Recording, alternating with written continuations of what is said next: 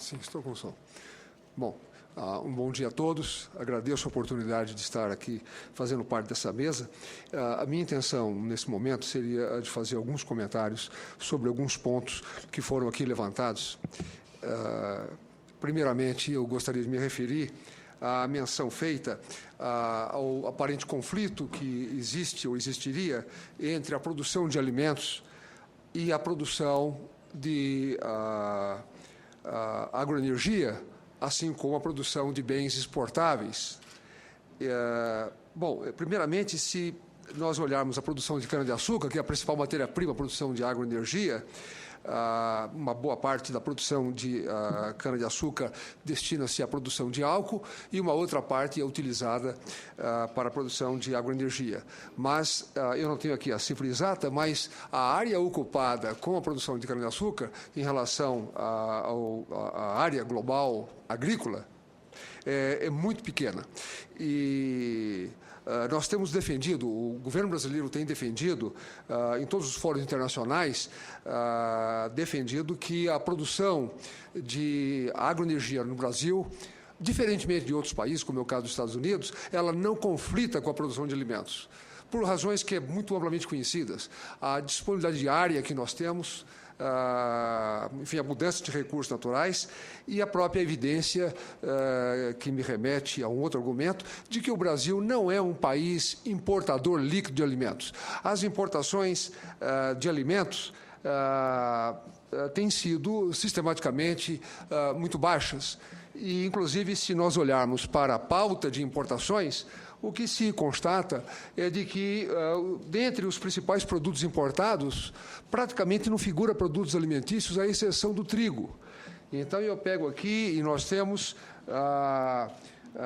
bom, tem malte, tem farinha de trigo, mas, sobretudo, papel, celulose, borracha natural, enfim, a produção de cereais, ela é modesta. Nós não somos um país tipicamente importador. Ao contrário, somos um país tipicamente exportador. Não é? Então, esse é um ponto que eu queria destacar.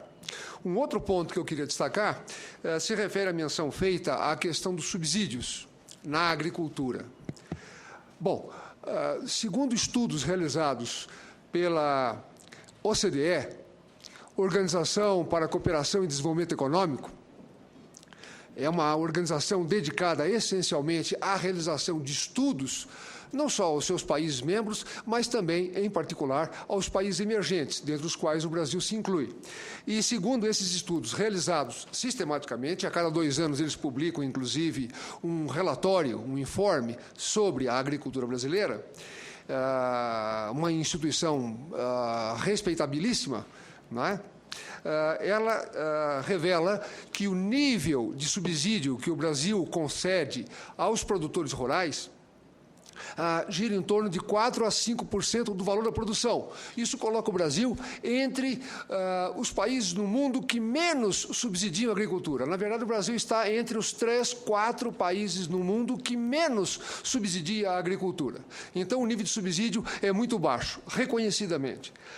Além disso, um outro aspecto a considerar, que foi mencionado aqui, os grandes produtores, que são particularmente beneficiados, eu gostaria de observar que, na verdade, não. Os grandes produtores recebem muito pouco subsídio.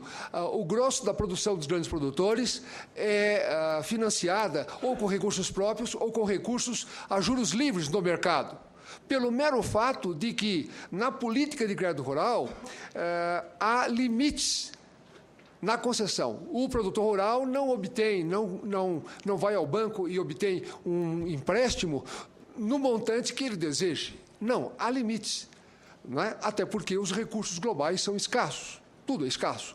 Então, fundamentalmente, os que mais se beneficiam de crédito subsidiado no Brasil são os pequenos produtores e os médios produtores, porque é muito marginal a participação e o benefício dos grandes. Os grandes são independentes. Aliás, por falar em grande, eu queria só destacar também, inegavelmente, por razões sociais, razões aqui mencionadas, o apoio ao pequeno produtor, e a preocupação com o trabalho é fundamental, eu reconheço isso. Mas, também, por outro lado, é preciso considerar que, na atividade produtiva agropecuária, a escala de produção é muito importante. E se o Brasil hoje é uma potência mundial, agrícola mundial, ela se deve também, em grande parte, aos grandes produtores, aos produtores que produzem com escala elevada, porque a escala ela contribui para dar competitividade, maior eficiência, não é? O que leva, naturalmente, à produção, à especialização na produção de certas culturas para as quais a escala, o tamanho, faz a diferença, não é? Bom, isto me remete a um outro argumento, é o de que, claro, graças à contribuição de todos os produtores, inclusive os pequenos produtores, a contribuição dos trabalhadores, mas também a contribuição da agricultura brasileira, o Brasil é uma potência agrícola e nós nos tornamos, já há vários anos, há mais de décadas, uma potência agrícola, um grande produtor, um grande exportador mundial. Nós nos situamos há muitos anos entre os maiores produtores e exportadores mundiais, com uma produção que não para de crescer. E eu quero usar dois só argumentos. Isso que eu estou acrescentando agora não é desconhecido. Todos vocês têm consciência do tamanho do Brasil, do tamanho da agricultura, da sua importância. Eu não preciso elaborar em cima disso, mas o que eu quero é fazer essa referência para ligar a um outro ponto que é objeto desse encontro aqui.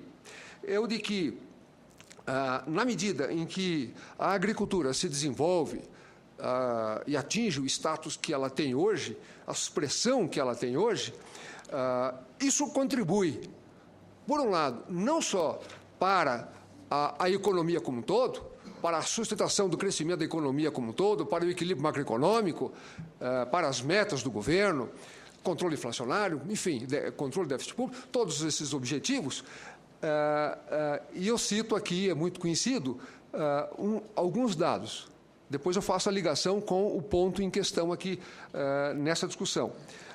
No primeiro trimestre desse ano, o PIB da agricultura, o valor da produção agregada da agropecuária, cresceu 12,3%. No terceiro trimestre, 5,1%.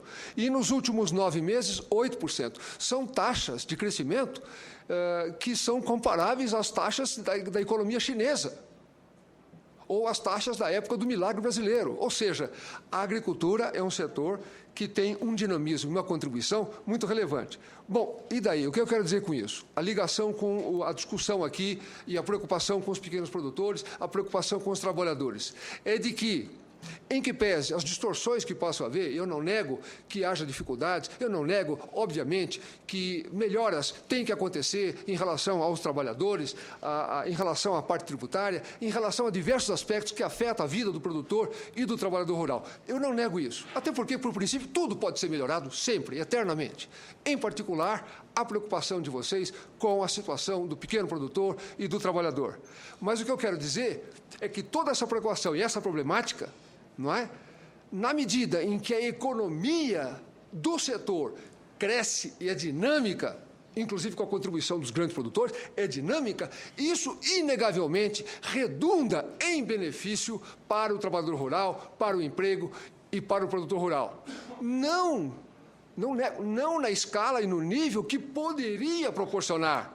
Eu não estou contestando a reivindicação de vocês, as colocações de vocês. Elas são legítimas. Eu reconheço que isso pode ser melhorado. Mas o que eu quero dizer é que, em que pese essas distorções, possíveis distorções, o fato é que esse fenômeno de crescimento da agricultura brasileira, não é? Em que pese as distorções, ele beneficia a todos, inclusive os trabalhadores e pequenos produtores. Então, se hoje os trabalhadores e pequenos produtores têm a situação que têm, ela é, creiam, muito melhor do que seria se nós tivéssemos um desempenho mais modesto, um desempenho menor. Acabou o tempo. A última observação, última colocação breve. Em termos de recurso, voltando aqui a um ponto final, comentário final, em termos de recursos.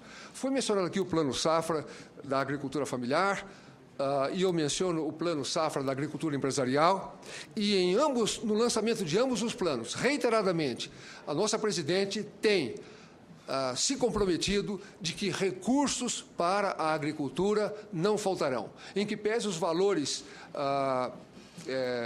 eu diria, generosos, em que pese a robustez desses planos agrícolas, com aumentos substantivos de recursos, ainda assim, se vier a faltar recursos, o que for necessário, ela deu o aval, a garantia de que não faltará recursos para a agricultura, seja pequeno ou grande ou médio, o grande dentro da limitação que eu mencionei, não é? E nas condições estabelecidas de taxas de juro favorecidas.